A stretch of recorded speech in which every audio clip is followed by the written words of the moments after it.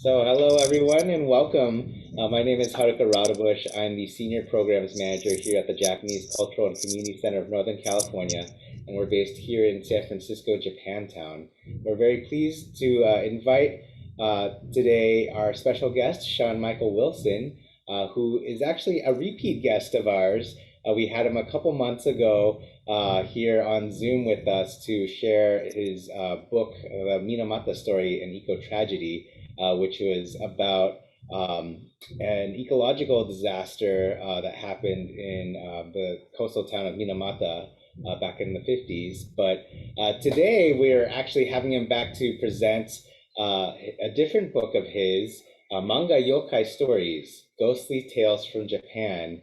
And this was actually the book that I originally had wanted to have Sean come to present to us today. Essentially, seeing that we are, just upon the Halloween holiday, I figured that this would be a nice cultural tie-in with our programs here at the Japanese Cultural and Community Center for the Halloween holiday. As many of you are aware, in Japanese folklore, yokai are spirits and ghostly entities. So there are many different stories about yokai, and Sean has basically adapted many classic stories, primarily from the works of Lafcadio Hearn at the turn of the 20th century, into a manga adaptation, which is remarkable. But with that being said, let me introduce Sean a little bit more to you all.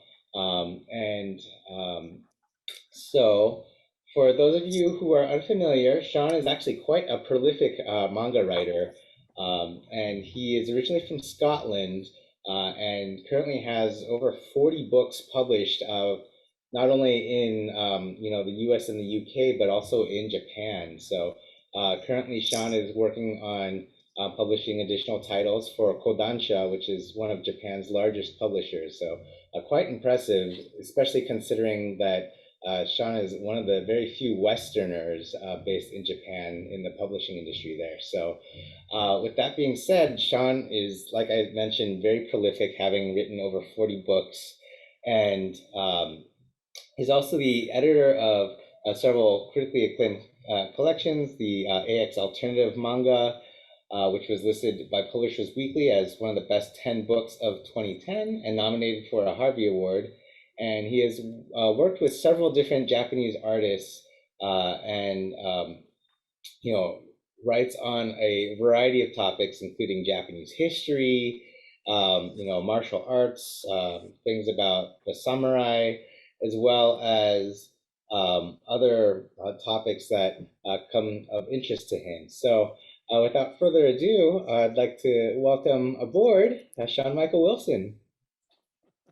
Thank you. Very nice introduction.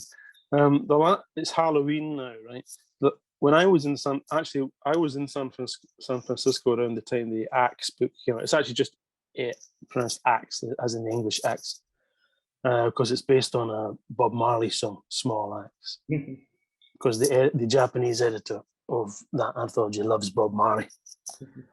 When I was there in San Diego, I was supposed to give Bob Marley's son a copy of the Axe book, which was really one of the big kind of hot manga books of that year's convention, the San Diego convention.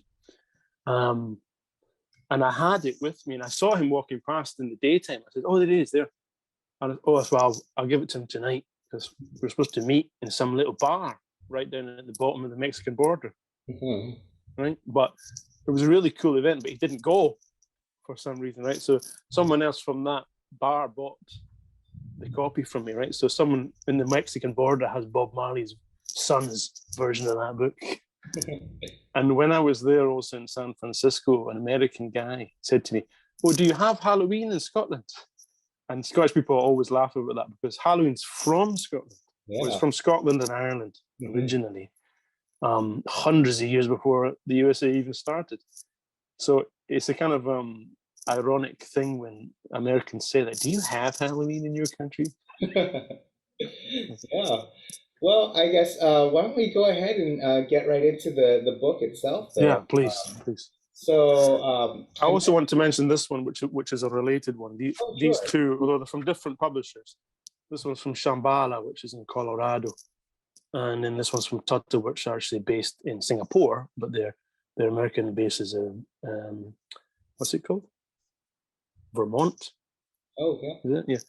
Yeah. And but basically they're both manga versions by Lafcadio Hearn, or based on stories by Lafcadio Hearn. So this one's called The Faceless Ghost. Well, this one won a prize as well.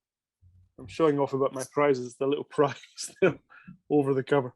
That one's from about a few years ago, The Faceless Ghost, and this is the new one, Manga Yokai Stories. But they're basically a team, even though they're from different publishers. Sure. Sorry. So, yeah. So, could you give us a little bit of background on the book itself? Because we understand that it's a collection of stories of these yokai stories based largely on the work of Lafcadio Hearn, as I mentioned in the intro. Mm. Well, Lafcadio Hearn was a half Irish, half Greek guy who moved here in Japan in 1890, and he started to collect Japanese ghost stories and stories about Japanese culture, with the emphasis on the kind of eerie and macabre, however that word's pronounced. I think we pronounce it differently in Scotland. Um, um, but they're not strictly all yokai stories, and they're not strictly all ghost stories, and they're not particularly scary, has to say. The thing about publishers is that they tend to want to emphasize the spooky, scary, spine-chilling element of these things for marketing reasons, and I understand that. Mhm. However, they're more like a subtle mystery, and they're a way of learning about Japanese culture too, and also how some elements of that older Japanese culture is rooted or influenced by Chinese culture. And then you can look at how maybe the Japanese changed some of these stories, because originally some of them would have been Chinese ghost stories from, well, presumably 1,000 or 2,000 years ago. I don't know which one is the oldest of these stories, but certainly they've been adjusted to take into account Japanese situations and Japanese mythologies, and some of them are directly from Japan. Mhm. So they were collected together by Lafcadio Hearn, who lived exactly here, not in this house, but almost exactly this house, because the road which this house is on, Lafcadio Hearn used to walk up and down on exactly 130 years ago. This Sunday, it's Sunday morning here, he might have been walking up and down here 130 years ago, exactly to the day, because he lived here and worked in the university, which is just over there. And Sean, could you remind us where exactly in Japan you're located? Oh, I beg your pardon. I've a bad habit of not mentioning some very obvious things. This is Kumamoto, which is in the south of Japan. For people who are not familiar with Japan, everybody knows Nagasaki for obvious bad reasons to do with the war. Kumamoto is about 150 kilometers south of Nagasaki, you go around in the southern island of Kyushu. And Lafcadio moved here in 1891, about a year after he came to Japan. And as he taught in the university there, and he used to walk from the university up to the top of the hill here for his lunch, and then go back to the university, which is why I know that he has definitely walked right on the road which I live on, because that's the road that goes to the hill. And then also there's a further coincidence which I didn't know. Of course, I am also half Irish. I'm Scottish, but from an Irish family. So Lafcadio Hearn was half Irish writer here in Kumamoto. I'm a half Irish writer here in Kumamoto. But it goes even further than that. Something which I didn't know when I started this book, I didn't know it. The Faceless Ghost one is that my Irish family's name is Mulhern. Now, that obviously seems to be connected to Lafcadio Hearn, Mulhern. You can see there must be some connection there. So I investigated the original Gaelic meaning, and the Gaelic meaning of Mulhern is the follower of Hearn. Oh my goodness. So, which is well, actually, I don't think anyone in my family knew that, right? Or maybe, presumably, my grandfather knew it, right? Because he was very knowledgeable about Irish culture. But I never heard anyone mention it in my family before. So I have become the literary follower of Hearn in adapting his stories, only to find out about a year later that my Irish name means the follower of Hearn, which is quite an incredible coincidence. Yeah, it seems like you're living out your destiny as your Well, name. it's amazing. On the same street that he used to walk on. Hmm. That's incredible. So, could you tell us then, I guess, how you came across, I guess, the collection of yokai stories and how you came to decide that you wanted to adapt them for manga? Well, living in Kumamoto, there's a wee museum down the road there, which is the Lafcadio Hearn Museum. Hmm. And Kumamoto is it's a relatively small town, although by Japanese standards, although by coincidence it's almost exactly the same population as San Francisco. Which of course no one calls San Francisco a small town in the USA, do they? Or do they? It's a relatively small city, but yeah, 7 by 7 miles. And what we're known for. Yep. Well, Kumamoto is almost exactly the same size as San Francisco. Hmm. And so there's a museum there, and there's two. Basically, there's been three very significant figures live here. One, Lafcadio Hearn. Two, Natsumi Soseki, a Japanese writer who ended up having the same job as Lafcadio Hearn about a year or two later in the university, and also 200 years before them, Miyamoto Musashi also lived and died here. So just by coincidence, there's three very significant figures of Japanese history and Japanese literature lived right here. And again, by coincidence, Miyamoto Musashi's funeral march went right along there, just 3 minutes from where I'm sitting now. And Natsumi Soseki used to work over there too. So I'm in a very historical area. But this is all just basically coincidences, which I found out after I started to do the books from these people. And essentially, I'm interested in doing history. Of course, comic books still in some countries have an image of being for children, which is totally wrong and has never been the case. It's like saying music is for children because we have nursery rhymes, right? We have nursery rhymes, and we have the Beatles, and we have Beethoven, and everything in between. Hmm. And comic books are the same. We've got comic books for children, which of course is totally fine and good. I used to read children's comic books when I was a kid myself. And we've got a whole different range of comic books or manga for different types of readers. And the kind of comic books I do are comic books on so-called serious themes rather than fantasy for children. So I like doing things about culture and history and biography and politics, etc. So these books fit in to the kind of books about Japanese culture, which I love to do. And I've done how many is it now? Yeah, more than 40 books in total, as you say.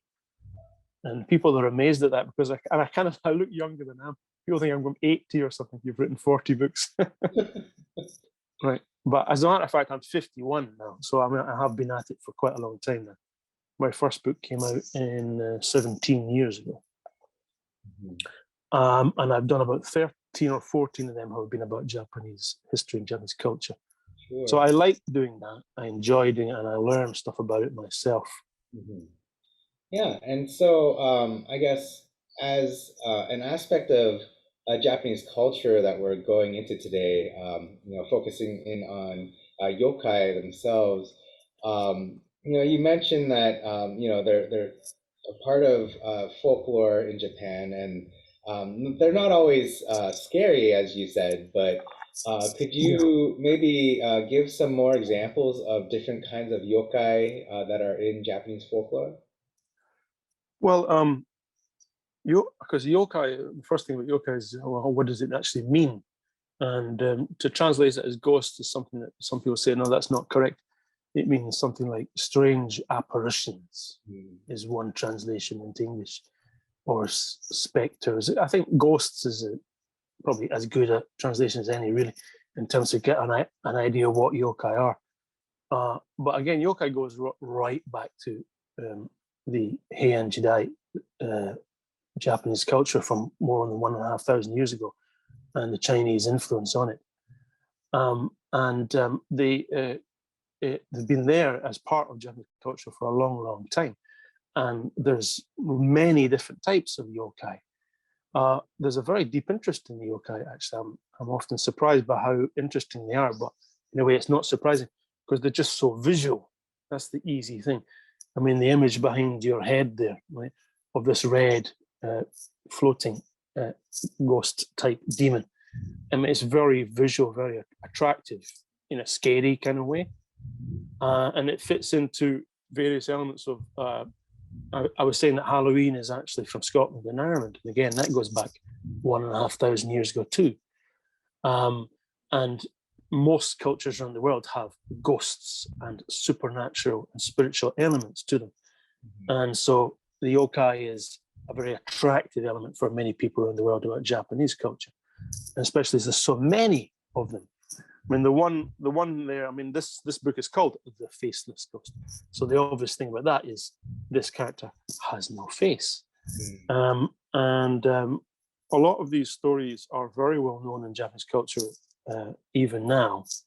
This one actually is probably one of the most best one. I was going to show the screenshot, but because we're on the Keitai now, the cell phone, I can't do it. This one here is Mimi Nashi Huichi, and you can see he's covered with a kind of magical writing in everywhere apart from his ears. And so when the ghost comes to find him, the only thing that the ghost sees is his ears. And so the ghost takes his ears. And so the story, Mimi Nashi Huichi, means Mimi without ears. And this one is, what's the Japanese? No Perobo, I think, meaning the faceless ghost. In the Yokai Stories book, these ones with the floating heads are called Nuki-kubi, which basically means that their heads, this is the Japanese there, their heads float off their bodies. So there's a whole wide range of different yokai, some of which are human-like, some of which are animal-like, some of which are mischievous in a rather cute way, some of which help us, and some of which very much damage us and wish to harm us. And it's a kind of tradition and mythology of Japan which fits very well with Halloween. Although, in my opinion, the closest time to Halloween in Japan is Obon time, which is from a few months before. Because the thing about Halloween, if you look at the kind of original meaning, now it's about parties and dressing up and putting on sexy nurses' clothes and things like that. A little bit different now, yeah. Which I saw when I was in San Francisco because it was Halloween time. But the original thing is to do with basically a kind of magical process in order to placate ghosts and demons, which will come back at that magical liminal time. This is the Victor Turner, the Scottish anthropologist Victor Turner, talked about a time of liminality where things go from one thing to the other thing, in this case, from our world to the spiritual world. So Halloween is a time of liminality. And Obon is a time of liminality where you're kind of supposed to placate your ancestors. Yes. Although, as I say, it's not from now, it's like 2 months before. But I think Halloween and Obon are kind of similar. But in this case, yokai fits with Halloween pretty closely too. In this case, this is the ones with the headless ones, and they've all gone off for a kind of meeting and left their bodies behind.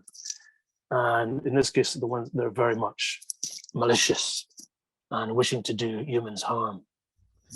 But in this story, the ex-samurai priest is a rather tough character and fights them all off. So that's Nuki-kubi. And there's also, what's it pronounced in Japanese? Rokorobo. I've forgotten the pronunciation now. Sumimasen, Nihonjin. Rokorobo. No, I forgot. which the neck extends but does not come off. Oh yes. That's another type of yokai. Actually, in the original collection by Lafcadio Hearn, it was given that incorrect title by someone, because these ones are nuki-kubi, in which their head completely comes off. Of course, for some people who love yokai, this kind of thing is very important to get the word right. However, in this book, I would say some of the stories are not really strictly yokai, and some of them are not really scary. As I said to you, I wish to emphasize that I don't want people to buy this book thinking they're going to get really, like the Ring horror movie, really scary stuff. And then they're going to be disappointed. When you see Lafcadio Hearn's books reviewed on Amazon, there's always someone who says, oh, it wasn't scary, but I enjoyed it anyway. And you can look on Amazon, you can see about 5 or 6 people saying almost exactly that. So the thing about Lafcadio Hearn's books is, and including our 2 manga versions, is they're not particularly scary, really. But they are interesting, they're charming, they're enjoyable. So they're things that you can get a lot from. There's one story which is actually rather romantic, in which this guy here falls in love with the woman on his screen, the standing screen. And she's so beautiful. This is a young student. She's so beautiful that he starts to say some magic prayers. I call it magic. I like the word magic, actually. Well, that's a contentious word in itself. He starts to say some magic prayers for her to come alive. And he becomes so sick and neglects his studies and stops eating because he's so obsessed with this woman on the screen. And then one day she steps out the screen. So this is the screen maiden. She actually speaks to him and steps out the screen. But it has a happy ending, because she says, will you be devoted to me? Will you be devoted to me for the time of 7 lifetimes, I think it is, if I remember correctly. And then he says, I will. And so the ending is actually very romantic and positive. They stay happy together for the time of 7 lifetimes, if that's the amount. That's surprising. I forget details of my own books sometimes. I think it's 7 lifetimes. Yeah. Well, I mean, I think that most people assume for any stories involving ghosts, spirits, or yokai, that the ending might not be so happy, right? So that's a surprise to me to hear. Well, I wanted to, sorry to interrupt. I'm a good person to interview because you only have to ask me one question and I'm still talking 20 minutes later. The thing about this is I wanted to kind of balance. I think one of your questions later will be like, why do we choose the different types of stories? Well, I'm kind of getting into that already.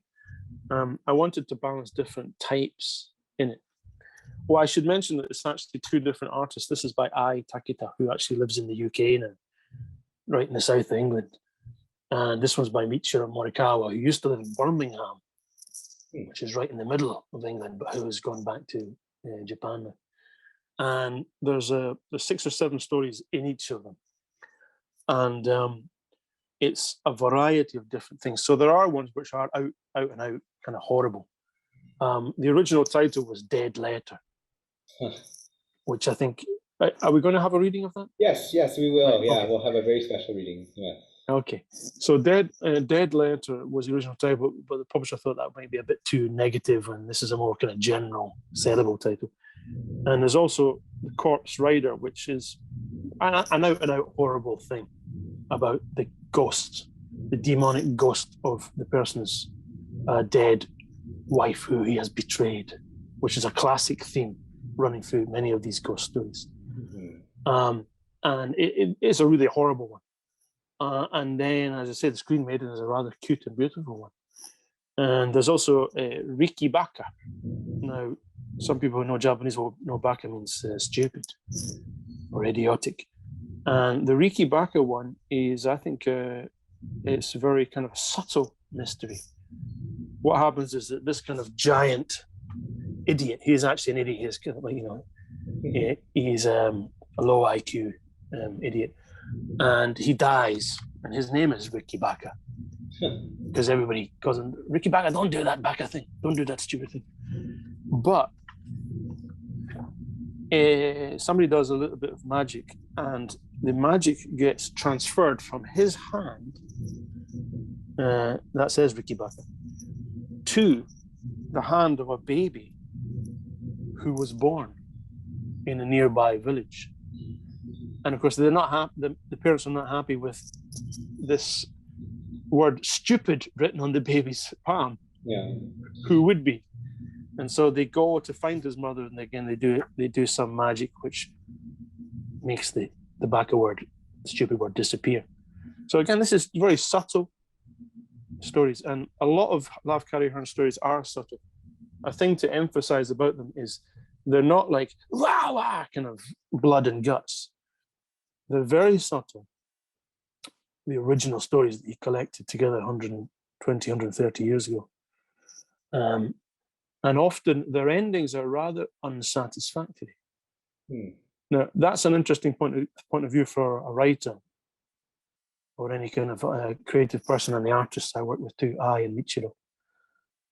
In that people, when they read this again, if you look on Amazon, you see people saying, wow, they were very much more subtle than I thought, because people were expecting a really dramatic, exciting climax and a well-rounded sense of closure to stories, as Hollywood loves to do. Yes. But as we know, real life doesn't have a sense of closure. Really, real life kind of trails off into some weird, further mystery.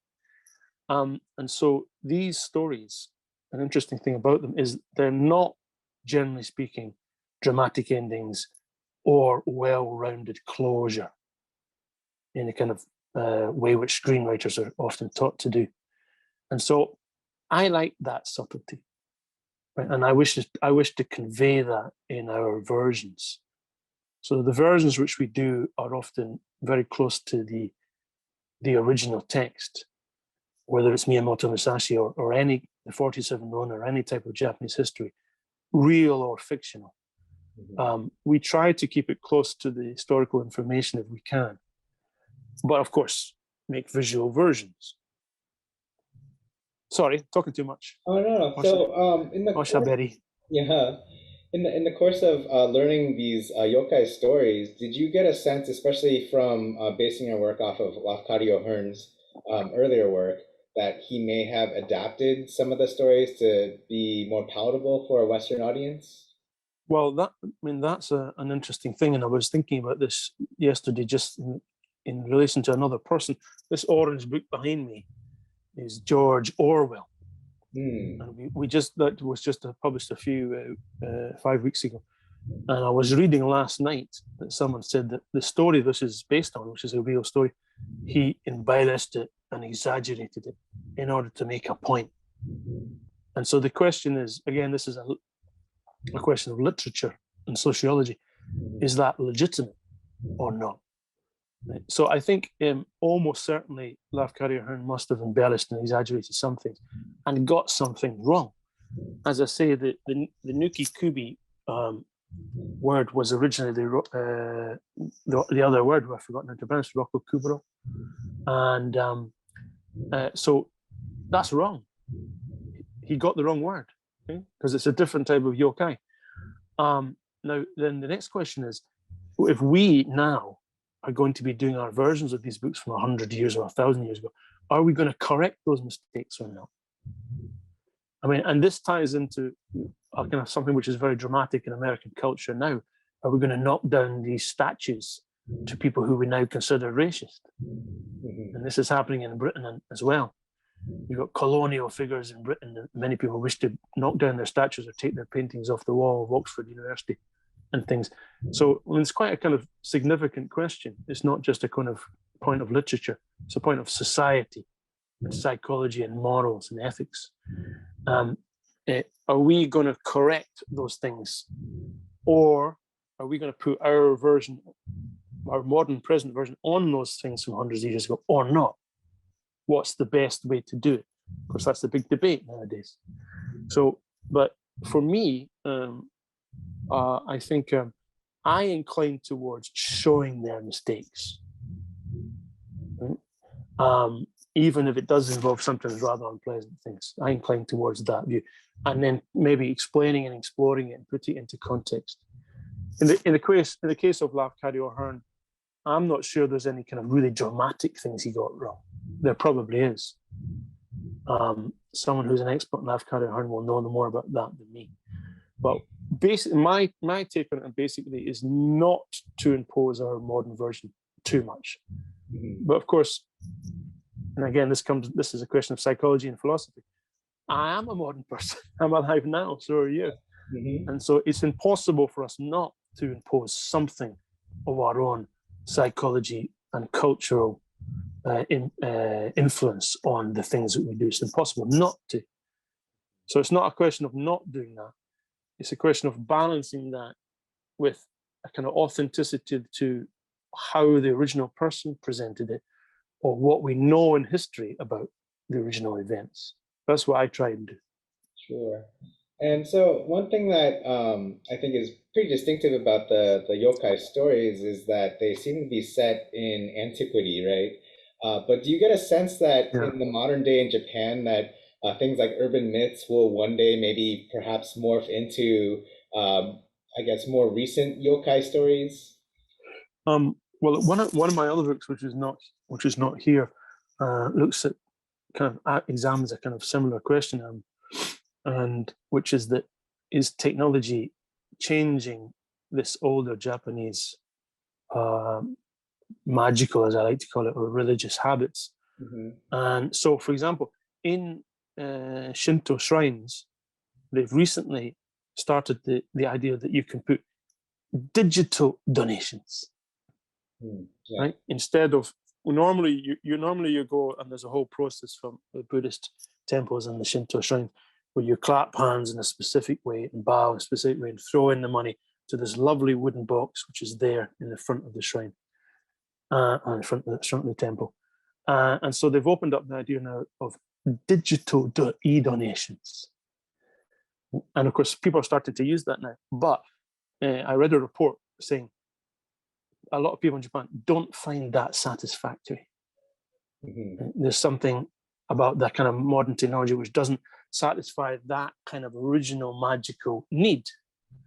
Or we can say, what is the purpose of magic? I don't mean Harry Potter magic where you're flying around. I mean magic as a kind of something which does something for us psychologically and as a community. Bring Aubon connects us to our grandmother, right? Or like our Oji-chan or our Ba-chan or some members of our family in the past. And it provides a kind of psychological glue for families in that we might say. So the magical process does something for us psychologically and sociologically. And so people found it was unsatisfactory to just put money electronically to the shrine. They wanted to go there physically and go through the magical torii gates and wash their hands, depending on whether they're going to a temple or a shrine, wash their hands to purify themselves at the entrance of the shrine, and clap and bow and all go through all those kind of magical rituals, which feels as if you're doing something. Right? So in this case, that maybe some elements of this older Japanese magical tradition will maintain themselves regardless of technological change. Does that answer your question, or was it on something else? Yeah. And I think it also leads into one last question before we actually do the reading portion of today's program. And that is, so you started to get into the religious traditions of Japan. And so in Japan, I guess the main religions that you see prevalent are Shintoism and Buddhism, right? And in the yokai stories, I think that you will see the presence of characters such as the Buddhist monk or a Shinto priest, but do you feel like there are other telltale influences of those religious traditions that carry over into the actual yokai stories? Well, actually, that's something that I haven't thought about before, and it ties into the idea of how much paganism is in Christianity, for example, which turns out to be rather a lot, including Halloween. Yes. Halloween is kind of accepted by Christianity, but it's a pre-Christian thing. Christmas has been taken over by Christianity, but it's actually a pre-Christian thing.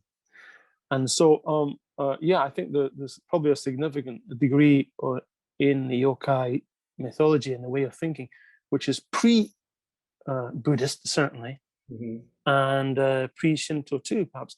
But I don't know about that. That's something which an expert knows about than me. I haven't really thought about that, but it's a good question. I'm going to examine that. Let me write it down. Great.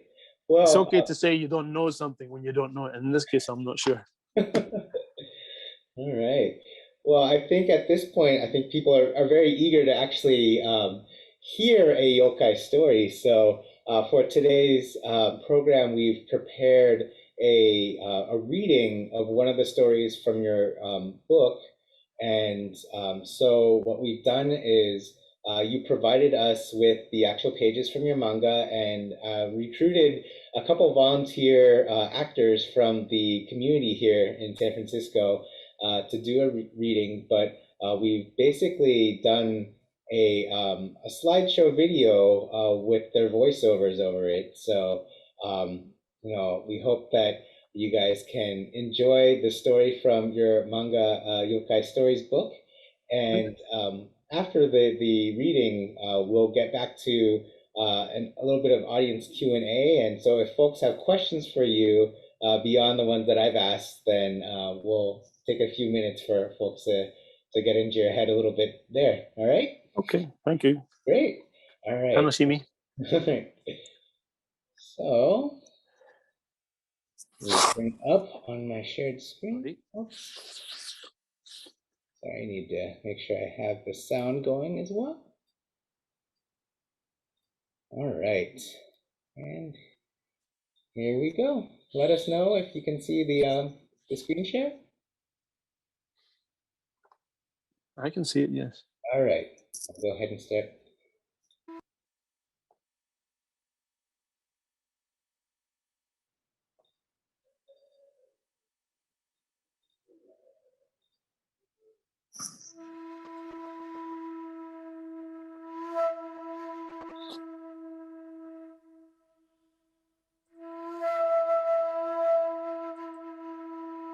A Dead Secret, from the book Manga Yokai Stories, written by Sean Michael Wilson. In 1904, while Japan prepared for war with Russia, the Greek-Irish writer Lafcadio Hearn lived in semi-retirement due to his illness in Tokyo, having previously lived in Matsue and Kumamoto. Here he put together one of his last books, a famous collection of the Japanese tales called Kwaidan. These were not stories Hearn wrote himself, but ones that he collected while he lived in Japan. Some were from old books, some were told to him by Japanese storytellers. The Kwaidan book presented many tales that draw on the Japanese fascination with ghosts and mystery, subjects that Hearn also found deeply interesting. One of the short tales in Kwaidan is called A Dead Secret. This is the story.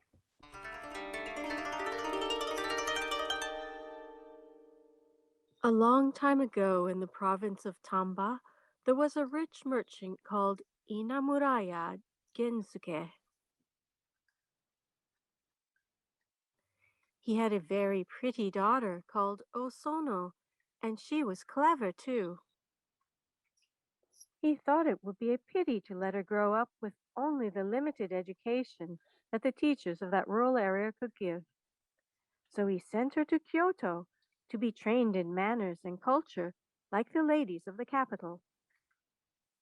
After her education, she got married to a friend of her father's family, a merchant named Nagaraya. They soon had one child, a boy.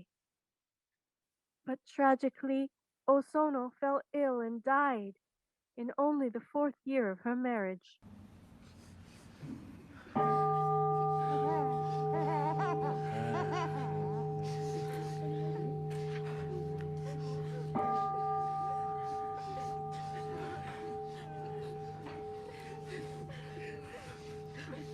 On the night after the funeral, her little son ran downstairs looking scared. Mama is upstairs. What? Mama is upstairs. She smiled at me, but she didn't say anything. The poor boy is imagining things. Don't worry. We'll all go in and you'll see that Mama is not there.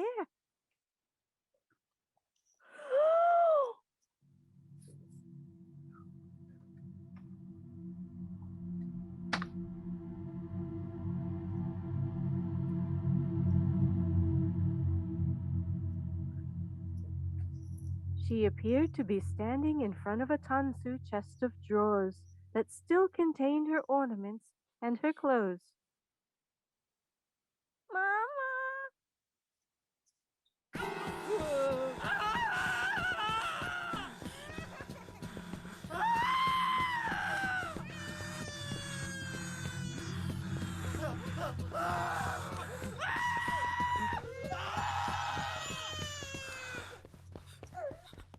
Why won't Mama talk to me? A woman is fond of her little things. Perhaps she's come back to look at them. Sometimes dead people do that. Unless the things are given to the local temple. If we give Osono's belongings to the temple, her spirit might find peace. It was agreed that this should be done as soon as possible. So the following morning, the drawers were emptied. All of Osono's ornaments and dresses were taken to the temple. But she came back that night, still looking mournfully at the tansu, and she came back the night after that, and every night, and the house became a house of fear.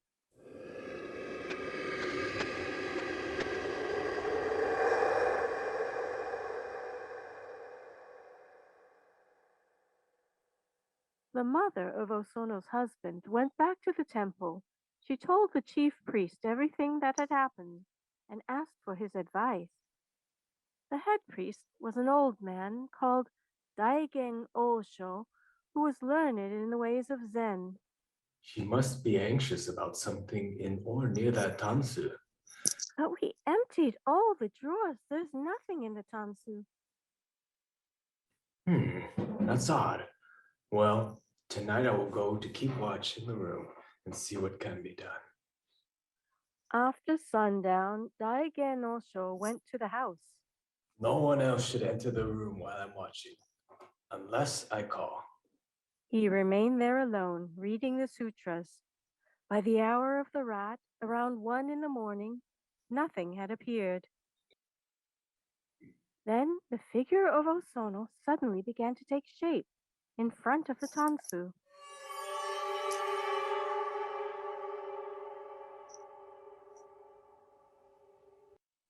The priest uttered the holy formula prescribed in such cases, and then spoke to the ghost.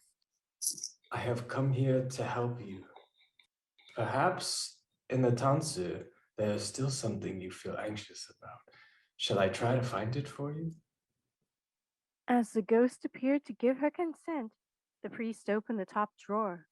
It was empty. So he checked the other drawers, but found nothing in any of them. But the ghostly figure remained gazing as wistfully as before. Suddenly it occurred to him that there might be something hidden under the paper lining.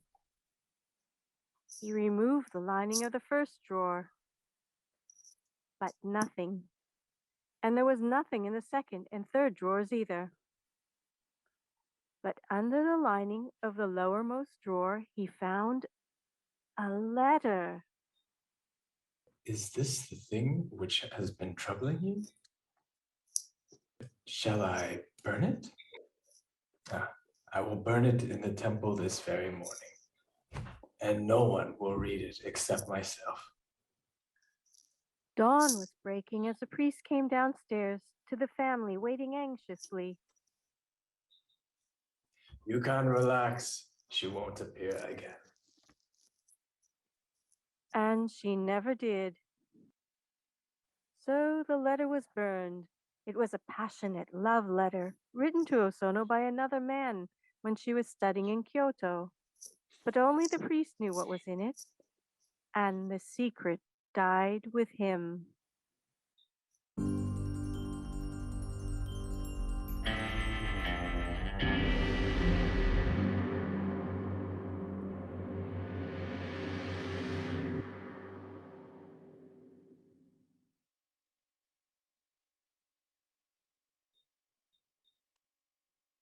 All Well, right. that was nice. That Yeah, was good. hope you enjoyed it. Thank you. Yeah, thank you for yourself. And who was it? Nikki?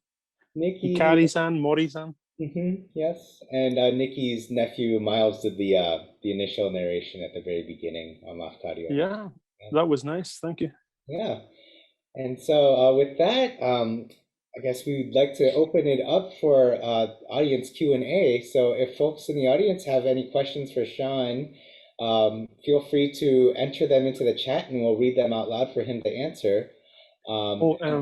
Yes. Sorry, let me mention one thing. You were saying that these stories are by me, and of course they are by me, but they're not only by me. So I should always emphasize that these comic books I do are a collaboration between me and different artists. So in this case, the art is by Ai Takita, who, as I say, is from, I think she's from Kyoto, but she lives in the south of England. So it's always a collaboration. It's not just by me. Sure. Yeah. And I suppose while we wait for any questions from the audience to come in, I did want to ask you a little bit. I know that we went into this last time we had you on to talk about being a Westerner in the Japanese publishing world, but for folks here in the audience today that haven't seen our previous session with you, could you explain a little bit about how you got into manga publishing, especially not being Japanese yourself, and what sort of challenges that you have to contend with? Well, the challenges, or maybe the biggest challenge, is the language. While that was playing, I was checking the correct pronunciation of the thing which I forgot, which is rokuro kubi, and our one is nuke kubi. So one problem for me is I'm actually extremely bad at learning languages, despite being a writer, because I actually have a form of dyslexia, which makes it difficult for me to learn certain things. So a language problem is actually a significant thing.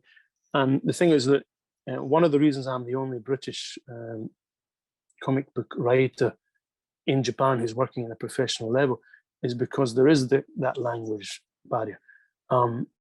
There's lots of people all around the world who would love to work in the manga industry and the anime industry as well. I mean, the television cartoons, rather than paper manga. But the language problem and the cultural problem is so significant. Of course, the distance. Japan is still not kind of distant from almost everywhere else, apart from Korea and China, obviously. Whereas if you live in Britain, you've got France and Spain and Italy and Norway and Sweden, all very close to you, etc. So we've got physical distance, cultural distance, language distance. And it all adds up to a significant difficulty in having non-Japanese creators working within the manga industry in Japan. And I think this is not good. I wish there was more. There should be, there's more Japanese creators working in Britain than there is all of Europe combined working in Japan, in different European countries, right? And there's something wrong with that, because the Japanese industry is, by my calculation, 20 times the size of the comic book industry in Britain, right? But in Britain, you've got I living there, and you've got her friend Chia, and Michiro used to live in Britain, and Fumio Obata, who I've worked with, lives in Britain. And so you've got several Japanese creators living in Britain with its much smaller comic book industry. And in Japan, there's me, only me. And there's one other Scottish guy who's doing some other things. There's some artists from different parts of the world, but there should be far more foreign creators in Japan. And it's a bit of a problem as to why is that, and is there anything we can do about it? Yeah.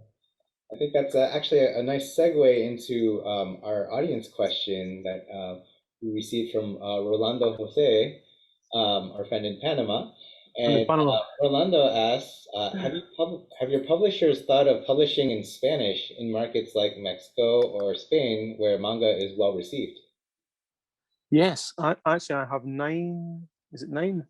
9 books in Spanish, including this. I mean, this one only came out about a year ago, so it hasn't come out in Spanish yet, but it's come out in French. But I have 9 books in Spanish, including this one, which is the Rolando can read that, I guess. Be a clever person who could read Spanish and English. This is about well, you can see it's ninja. Mm-hmm. So yeah, we've had, and the Miyamoto Musashi book is coming out next month in Spanish. So yeah, we have 9. That will be the 10th book in Spanish, I think. So yeah, Spain. I think Spain is the 3rd. Obviously, English, French, and Spanish is the 3 languages that my books come out in the most. There are 12 French books, and then next month that will be the 10th Spanish book, which is very nice. I'm happy about that. Mm-hmm. Right. I'm not sure if we've gotten any more questions from the audience, but I do have one for you regarding. Haruka, that's good because I actually have to go in 4 minutes because I have an online class at 10 a.m. Okay. Sorry.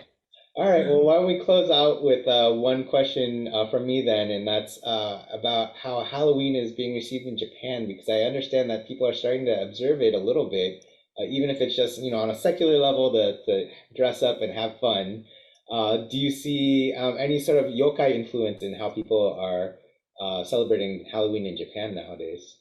Yes, I think I saw one a few years ago before coronavirus, in which one side of the image, I mean, it's a poster, was an old Japanese yokai, and the other side was a kind of pumpkin, which is, of course, the recent American version. Because when I was a boy, we didn't use pumpkins; we used turnips, which are smaller and harder to work and make into a kind of a monster and put the light in. But that we always used turnips in Scotland when I was a little boy, rather than bigger pumpkins. But I had a pumpkin on one side and a yokai on the other, and I was thinking, oh, this is a kind of interesting mix of cultural influences in this poster. But I did a thing in the local newspaper here a few years ago in which I was telling Japanese people that actually these American things are relatively recent, and I was telling about the older Scottish and Irish, it's Celtic traditions basically, which means it would have applied to England as well and Wales. 1,000 years ago, etc. No, more than that for England, 1,500 years ago, before the Germans came to England. And so I did an article in the local newspaper here, telling people about the old Scottish games, the old games we used to play in Scotland. And of course, they really like it. And we did a kind of little demonstration with some kids about the kind of games we play in Scotland, which have gone back hundreds of years. And there's an old painting from 1840 something of people playing that in Ireland, in this case, including Pan Kui Kyoso, which is the game that Japanese people play in the Undokai sports, where you try to get the thing like this on some kind of a little okashi thing without using your hands. The painting from Ireland has people doing that in 1840 in Ireland. Interesting. Wow. All right. Well, certainly, we need to respect your time and your schedule. So I think that, brings today's program to a close, but I just wanted to express our appreciation for you coming on and joining us all the way from Kumamoto, Japan, to share your work with us. Yeah. And that was a very nice video that you folks made there. I like it. Thank you. Sure. All right. So on behalf of the Japanese Cultural and Community Center of Northern California, we want to thank Sean Michael Wilson for being with us here today and all of you in our audience. And we do hope to see you guys again soon in the future. And in the meantime, we hope everyone has a safe and happy Halloween. Halloween, yeah. Thanks, everyone.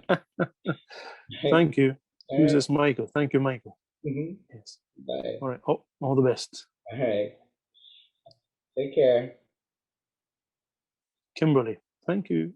Kimberly, you can check my website. You can contact me. It's okay. Rolando, thank you.